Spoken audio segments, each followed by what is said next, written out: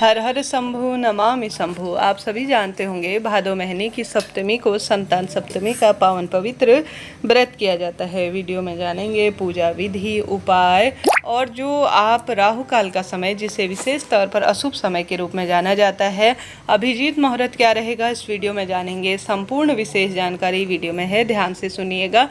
जैसे कि कई भक्तजन किसी कारण से निसंतान है, संतान प्राप्ति की इच्छा है, पुत्र प्राप्ति की इच्छा है, तो इन सरल कार्यों से आप संतान प्राप्ति की चाह रखते हैं तो निश्चित रूप से महादेव और माँ गौरी की कृपा से पूर्ण होगी।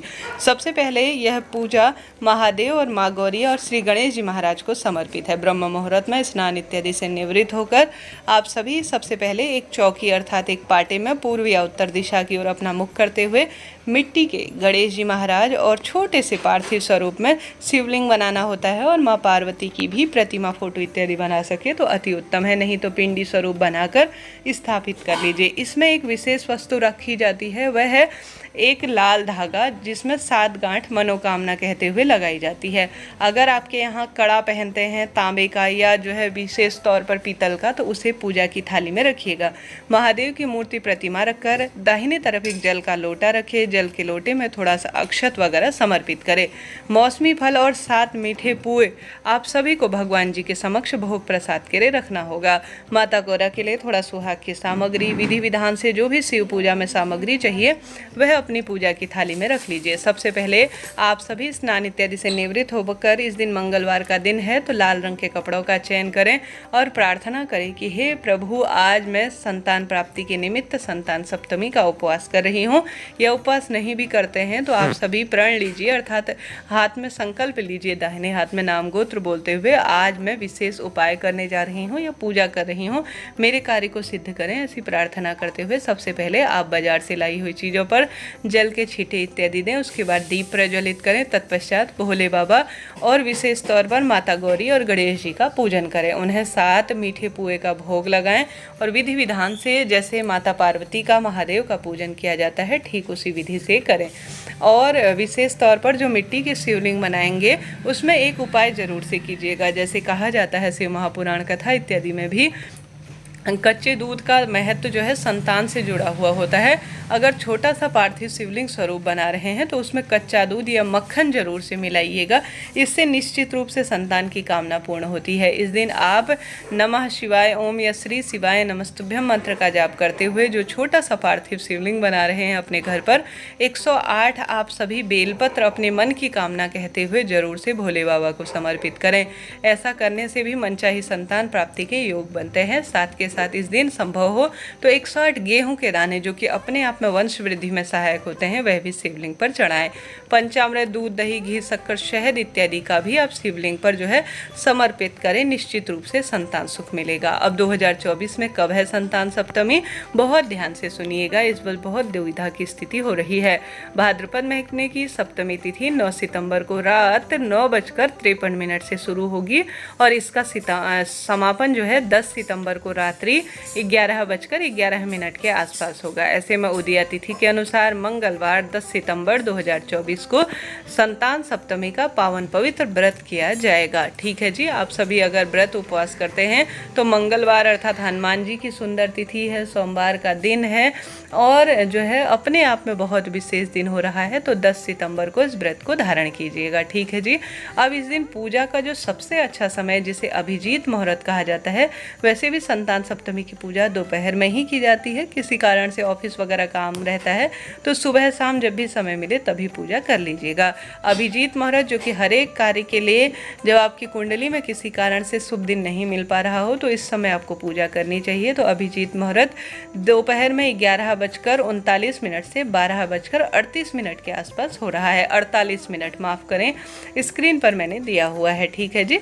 11:39 से 12:48 तक जो है अभिजीत समय हो रहा है। इस शुभ समय को आप बहुत प्रेम पूर्वक अपने पूजा विधान या नए कार्य के लिए चुन सकते हैं। ठीक है जी।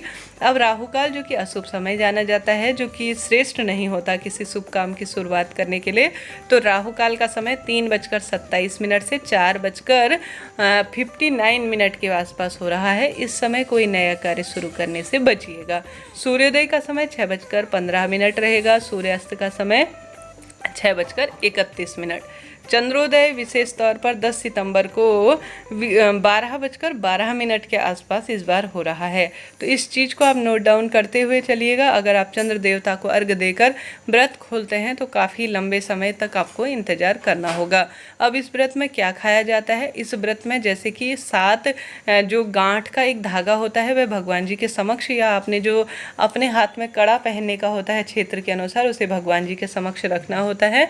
उसमें धूप दीप नैवेद्य इत्यादि समर्पित कर भगवान जी के समक्ष ही उसमें 7 गांठ लगानी होती है। अपने संतान की लंबी उम्र हो ऐसी प्रार्थना करते हुए तत्पश्चात जब पूजा आराधना हो जाए उसे अपने दाहिने हाथ में महिला पुरुष धारण कर सकते हैं।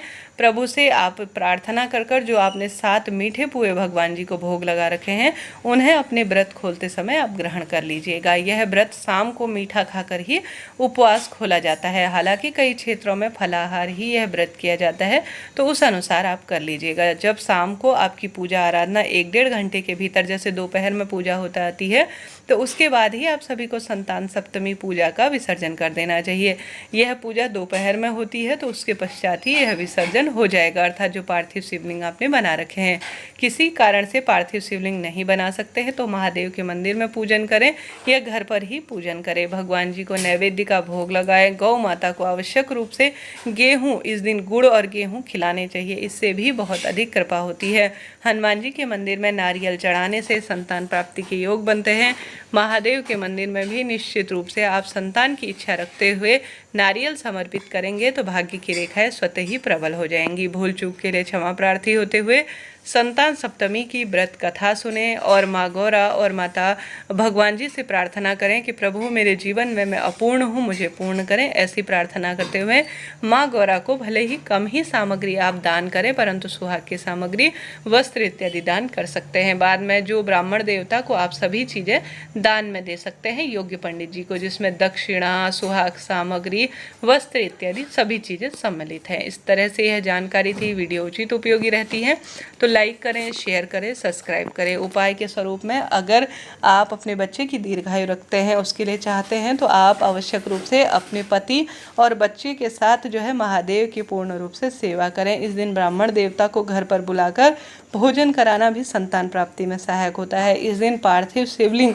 जरूर से आप सभी को उपवास करें या ना करें, जैसा मैंने शुरू में बताया, आप अगर छोटा सा ही सही शिवलिंग बना रहे हैं तो उसमें कच्चा दूध या जो है मक्खन मिलाकर आपको शिवलिंग का निर्माण कर पति पत्नी को विधि विधान से उसका पूजन करना चाहिए। शास्त्रों में कहा जाता है भगवान श्री कृष्ण ने स्वयं जो है पार्थिव शिवलिंग संतान प्राप्ति की इच्छा के लिए किया था, तो आप भी कर सकते हैं। महादेव ने चाहा तो आपकी जो है बहुत सुखद जो है वह बहुत विशेष आपकी कुंडली में योग बनाएंगे। हर हर महादेव।